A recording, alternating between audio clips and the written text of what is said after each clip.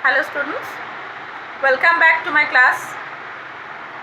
In our last class, we have learned about the importance of pollen grains.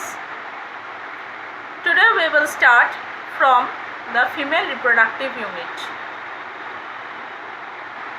The pistil or gynoecium, it represents the female reproductive unit of a flower. The gynoecium may have single cell pistil, then it will be known as monocarpellary, or it may have more than two pistils, then it will be known as multicarpellary, or sometimes fused pistils may also be present, then it will be known as syncarpous, or even sometimes free pistils may be present, then it will be known as apocarpous. Basically, a pistil will be having three major parts: stigma, style and ovary. Stigma, what are the functions of stigma? The stigma receives the pollen grains. The surface of the stigma is sticky. Why sticky? So that the pollen grains can get stuck to it during the process of pollination. What is the function of style? The style, it is an elongated slender part which is situated beneath the stigma that will connect the stigma with the ovary. It will hold the stigma to receive the pollen grains, and it is through the style that the pollen tube will grow and will reach the ovule. After that, the ovary is situated. The basic solen part of the pistil that will contain the ovules and the eggs. It is the ovary. Inside the ovary, there is a compartment which is known as the ovarian cavity or locule that will be separated by septum. You know what is placenta? Placenta is a tissue in the cavity of the ovary where the ovule or the microsporangium arise. Understood? Like the microsporangium, you have to know the structure of megasporangium or ovule, and you have to draw a level diagram of the microsporangium also. The ovule is stalked and that is attached to the placenta by means of a stalk which is known as the funicle. The junction between an ovule and a funicle is called hilum. Sometimes what happens, the funicle will extend beyond the hilum and they will form a reed shaped structure which is known as raphe. The ovule will be surrounded by one or two protective multicellular integuments. That integument will encircle the ovule mainly at all the edges except at the tip, and at the tip a small opening known as micropyle will be present. The basal part of the ovule, which is opposite to the micropyle, is known as chalaza or chalazal end. The cells with high abundant reserve food material enclosed within the integument is called nucellus, and the female gametophyte which is located within the nucellus is called an embryo sac. Understood? Now the most vital portion of this chapter, that is megasporogenesis. This is very important portion of this chapter. You have to know in details along with the level diagram.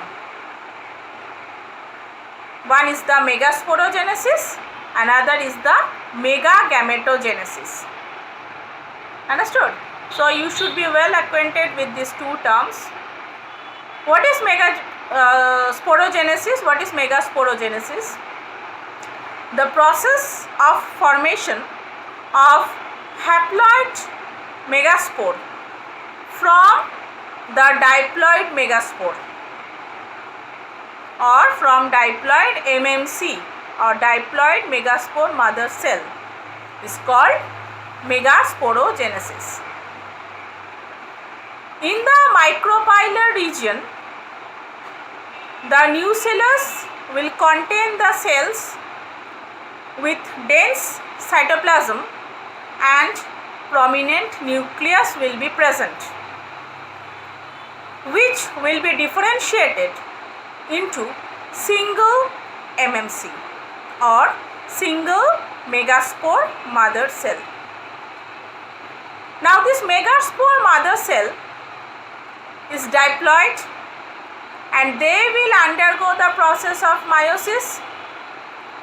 So first the MMC will divide transversely into two cells called dyad. These two cells again will divide transversely, and as a result a row of 4 haploid cells will be produced, which is known as megaspore tetrad or linear tetrad. Clear? Out of these 4 megaspore, only one megaspore will remain functional, while the other 3 megaspores will degenerate. One functional megaspore will develop into the female gametophyte or embryo sac. This is known as monosporic development. Now we will come to megagametogenesis. Now in megasporogenesis we have learned the process of formation of haploid megaspore from diploid MMC. Now here in megagametogenesis the formation of female gametophyte is taking place. That process is known as megagametogenesis. Now you have to know the diagram, properly labeled diagram, and now we will discuss this megagametogenesis. Megaspore, you know, it is the first cell of the female gametophyte. The megaspore will increase in size and its nucleus will divide mitotically into 2 nuclei, which will move apart to the opposite poles. So a 2-nucleate embryo sac will be formed. The 2 daughter cells nuclei will undergo another mitotic division and they will give rise to 4-nucleate stage. The 3rd mitotic division will give rise to 8-nucleate 7-celled embryo sac. 8-nucleate 7-celled embryo sac. This is the 3rd mitotic division. The central cell will contain 2 nuclei, which is known as the polar nuclei. The 3 nuclei at the micropylar region, they will form the egg apparatus. In the egg apparatus, what happens? The middle cell, you know, it is the largest, and that is known as the oosphere or egg or ovum. And the other two naked cells, which are leading adjacent to the egg cell, they are known as synergids. The two nuclei and plus one, that is the total 3 nuclei at the chalazal end, these will be surrounded by the cytoplasm and cellular wall. These are known as antipodal cells. Now this entire process or the method of female gametophyte formation, totally or completely, they will be known as normal 8 nucleate type. Why 8 nucleate type? Because 8 nuclei will contribute in the formation of gametophyte. It is very common among the angiosperms. Understood about the megasporogenesis and the megagametogenesis? You have to know in details about this too, because this question commonly comes in the board exams. Next, pollination. You know what is pollination? The transfer of pollen grains from the anther and their deposition on the stigma of the pistil is known as pollination. Depending upon the sources of pollination, pollination can be of 3 types: autogamy, second is geitonogamy, and third is allogamy or xenogamy. You can use any term between these two. Now, self-pollination or autogamy. What is autogamy? The transfer of the pollen grain takes place from anther to the stigma of the same flower. Auto means same, self. So when the transfer of the pollen grains is taking place from the anther to the stigma of the same flower, then we can say they are having autogamy. Self-pollination, it is taking place, in example you can give some pea, rice, wheat. These are the examples where self-pollination or autogamy is taking place. Now, self-pollination or cross-pollination, 2 types you can know, you know about these two. One is the self-pollination, another is the cross-pollination. Cross-pollination is, now when the transfer of the pollen grain is taking place from the anther of one flower to the stigma of another flower, then we can say as cross-pollination. Now cross-pollination can be prevented by exhibiting different methods. Now you know what are the cleistogamous flowers? Cleistogamous flowers are the bisexual closed flowers which never open, and the anthers dehisce inside these closed flowers. You can give an example of Commelina. This is one example of cleistogamous flowers. Homogamy is a condition of the maturity of the anther and the stigma at the same time. Now, this type of homogamy is taking place when both the anther and the stigma maturation is taking place at the same time.